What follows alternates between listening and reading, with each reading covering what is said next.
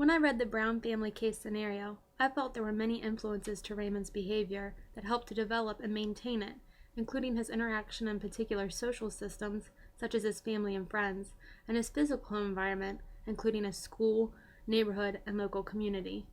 This led me to studying systems theory in an attempt not to understand Raymond's behavior, but to understand the social and environmental influences that have led to and supported the behavior. Systems theory emphasizes the reciprocal relationship between the individual parts that make up a whole system, focusing on the relationships between individuals, groups, organizations, or communities, and the mutually influencing factors in the environment. System theory uses principles that can be applied to all types of systems at all nesting levels. Forte 2007 defines systems theory as a theoretical framework that studies an individual in relation to their environment, focusing on how individuals interact with and mutually influence other persons within their systems and their physical environment.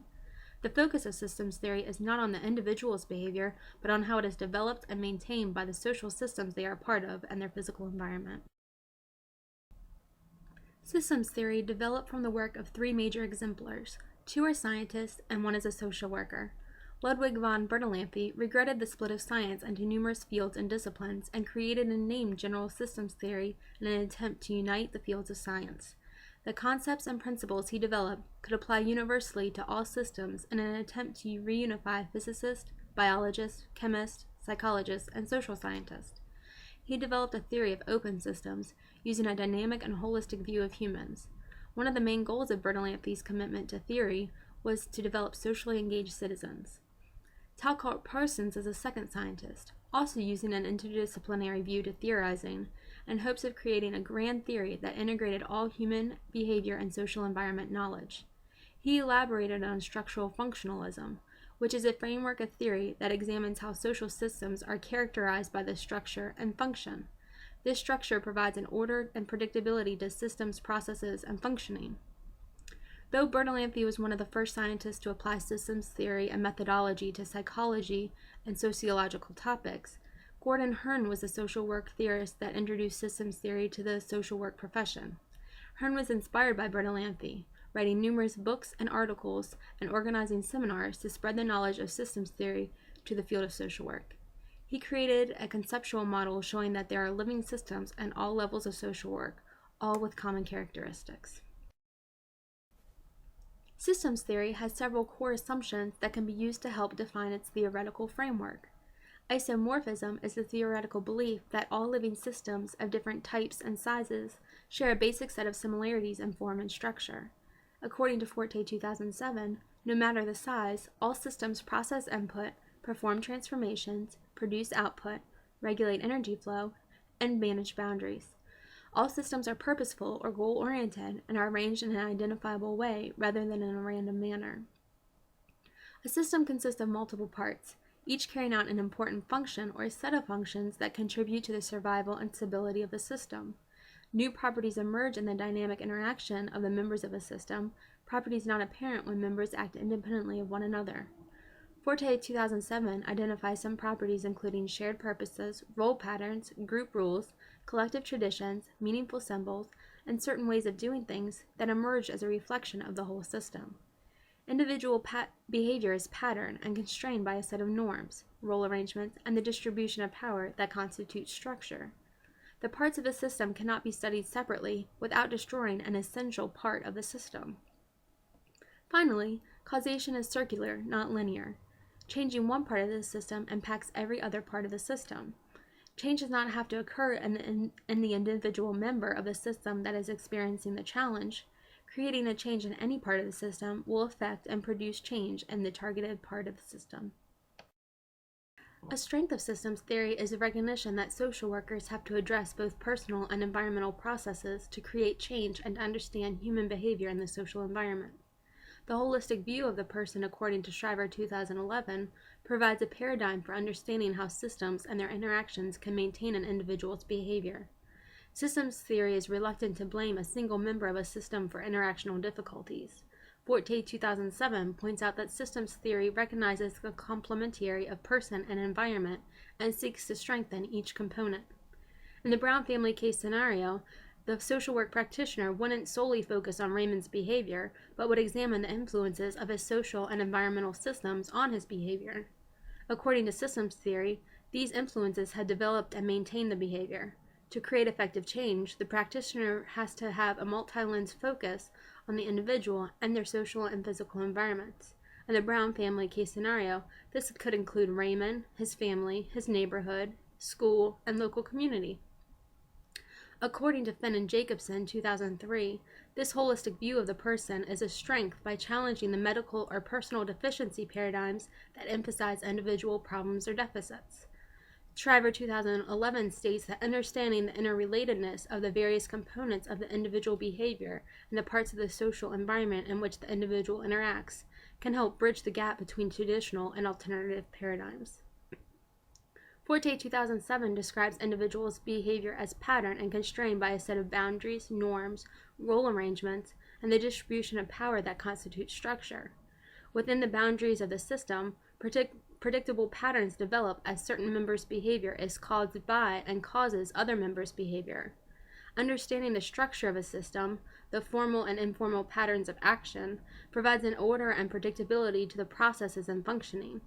These are all identified strengths of systems theory to aid the social work practitioner in understanding the structure and functioning of systems in order to promote change.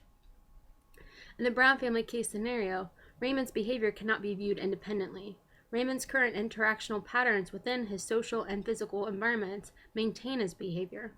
One example of this is Raymond's actions and behaviors has to be viewed in the context of his family, and how his behavior contributes to the survival and stability of the family, and how his family's behavior, such as their alleged illegal activities, contribute to and maintain Raymond's illegal behavior. Another strength is the nonlinear cause and effect relationship principle within systems theory. Change can be made in any part of the Brown family system and significantly affect other family members or the system as a whole. Creating a change in Raymond's social or physical environment theoretically create change in Raymond's behavior if he is not willing to partake in the helping process. Similarly, if Raymond's behavior changes, this can create change in his family system. Finally, the concepts and principles of systems theory apply universally to all systems. This is a strength according to Forte, 2007, by creating a common analytic approach and common theoretical vocabulary, permitting collaboration with other scientific disciplines through communication using a common language.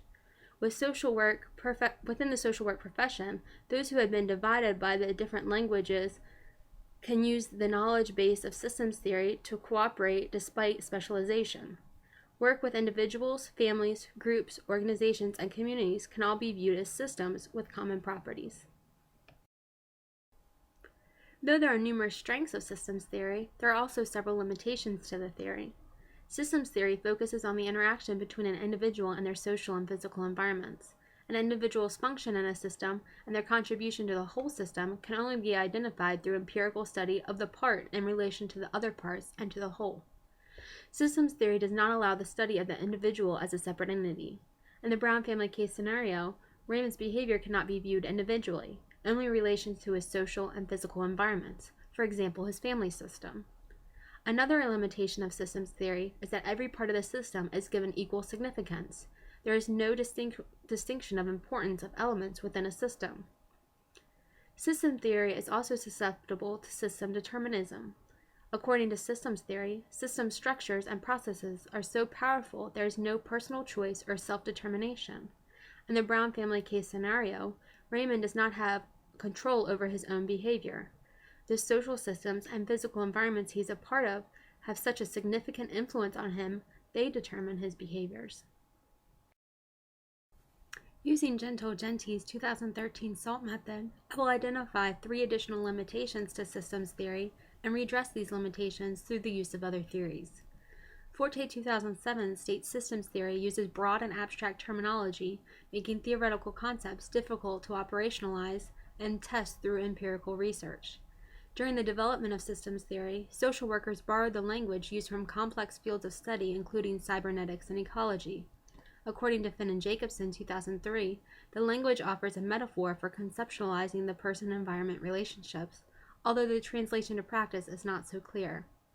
Without clear operationalization, terms of theoretical concepts, it is difficult to perform evidence-based research, replicate studies, predict future states of behavior, and evaluate overall effectiveness. Social learning theory can redress this limitation of systems theory. Social learning theory focuses on the individual's learning history, including environmental and cognitive factors. Social learning theory studies the influence of the social environment on behavior, similar to systems theory, but the theoretical terms used in classical conditioning, operant conditioning, and observational learning are easily operationalized, allowing the theoretical concepts to be studied through empirical research. Systems theory has a basic theoretical assumption of holism, only focusing on the individual parts of the system and the relationship to each other and to the system as a whole. Forte 2007 argues that individuals can be meaningfully studied individually.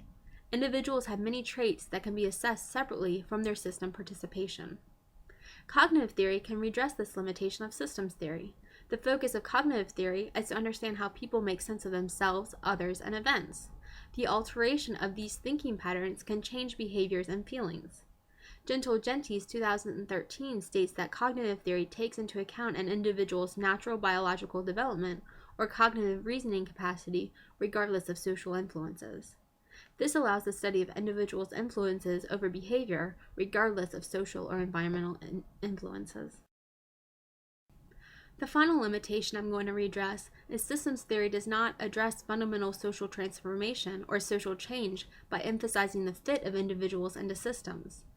Shriver 2011 states that systems theory recognizes that systems are constantly changing, but they tend to emphasize these change processes as functional and self-rightening much more than they emphasize the possibility of these processes to reinforce existing exclusion and oppression within systems.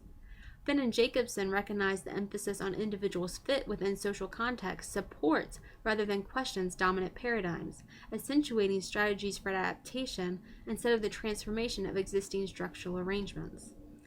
Systems theory may cause individuals to be susceptible to system determinism. System structures and processes are so powerful there's no personal choice or self-determination. Systems theory proposes that the system as a whole holds the power through their structures and processes, making the individual reliant upon the system with no personal choice. This is completely against the NASW Code of Ethics 2008, Standard 1.02 of a client's right to self-determination. As a profession, we are to respect and promote a client's right to self-determination and assist them in identifying and clarifying their goals. Empowerment theory can be used to redress this limitation of systems theory. The focus of empowerment theory is on individuals gaining and having access to power to control their own lives, to support them in reaching their aspirations and goals. Empowerment theory moves the power from the system to the individual by giving access of power to the individual, enabling them to control their own lives.